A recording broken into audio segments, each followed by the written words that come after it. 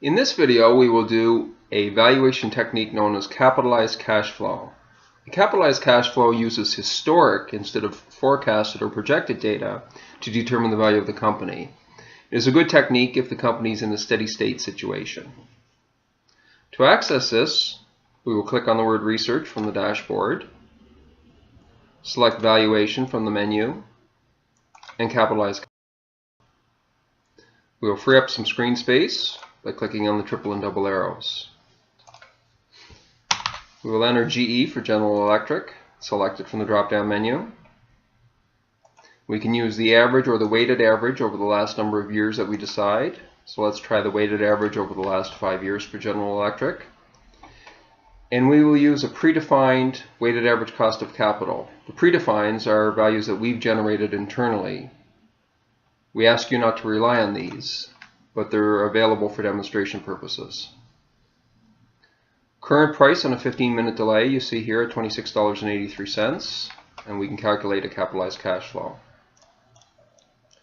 What this does is looks at the EBITDA, or earnings before interest, taxes, depreciation, and amortization, as a proxy for the cash flow for the company, average value, low, and high for the number of years we've selected, using average or weighted average.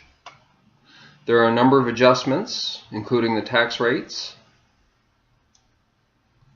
and a capitalization rate, which is the inverse of the weighted average cost of capital. So we have a cash flow, we remove taxes, we make any adjustments necessary, we can input sustaining investment or working capital requirements,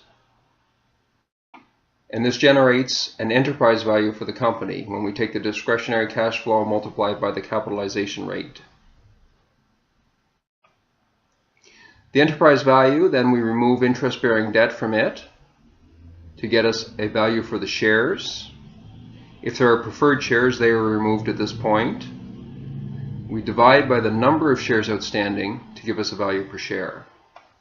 So based on the information that we've put in here for General Electric, it's currently trading at 26. Based on the last 5-year historic data that we have, we would see an average of 11, a low of 9, and a high of close to 18. If, for example, we change the WACC down by 2 percentage points and recalculate it, we would see the value per share change to 22 to 33 as the range, with an average of about 25, which is where the company currently sits. So you can see the sensitivity to the WACC in these calculations. So this is how we use the capitalized cash flow as another valuation technique on Stockcalc.com.